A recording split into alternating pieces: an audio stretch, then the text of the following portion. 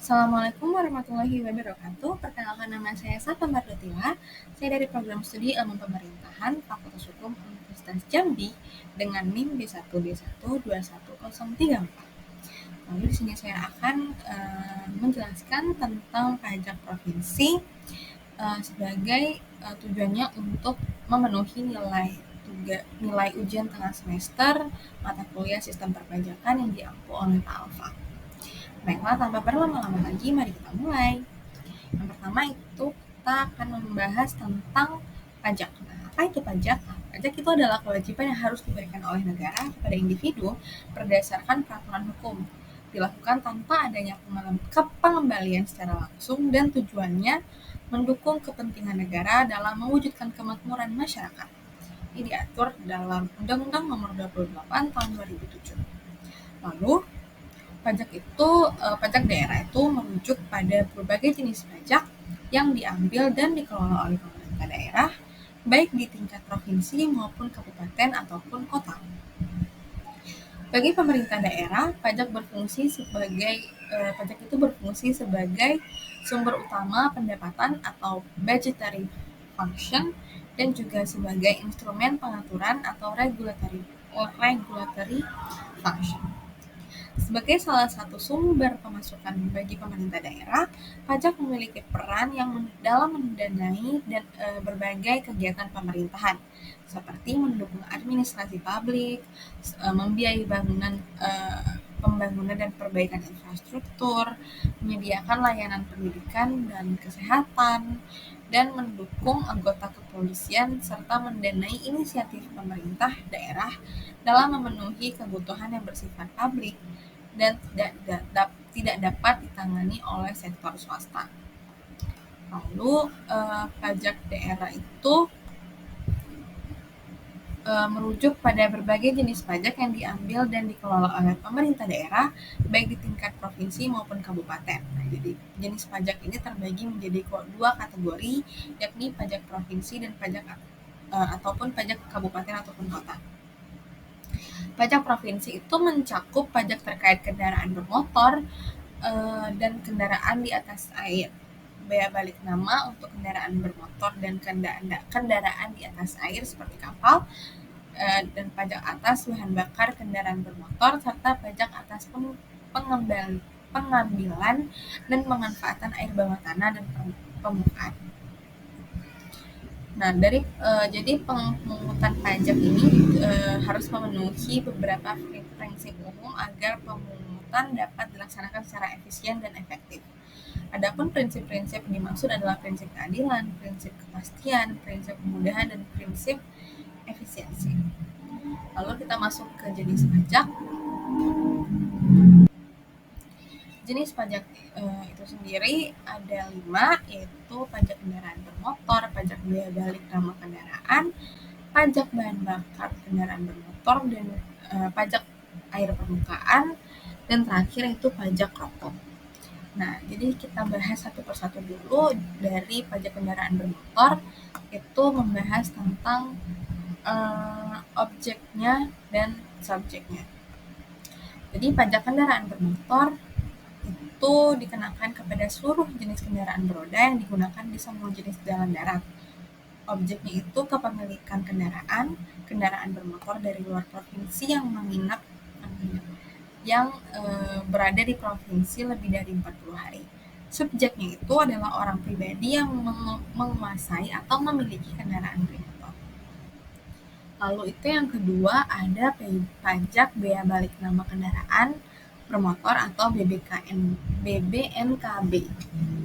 Nah, bea balik nama kendaraan bermotor itu adalah pajak atas penyerahan hak milik kendaraan bermotor terkait dengan perjanjian kerjasama dua pihak atau perbuatan sepihak atau masalah akibat pembelian.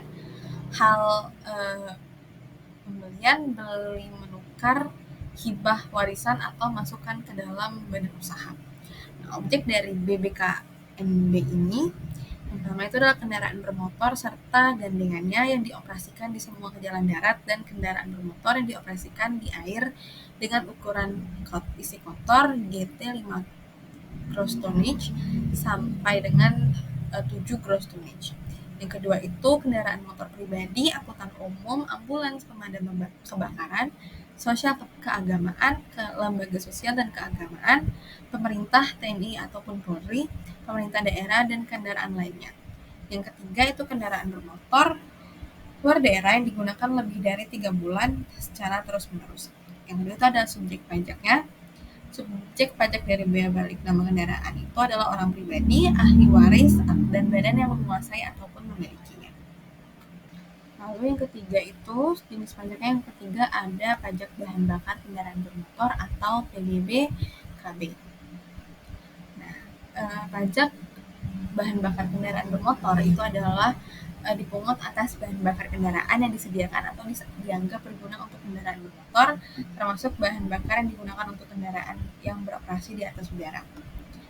Lalu ini ada objeknya dari PBBKB, yaitu ada bensin, termasuk premium, Pertamax, Pertalite, solar, dan gas. Yang kedua itu adalah subjeknya. Subjek dari PBBKB itu adalah konsumen bahan bakar kendaraan bermotor. Yang pertama itu wajib PBBKB adalah orang atau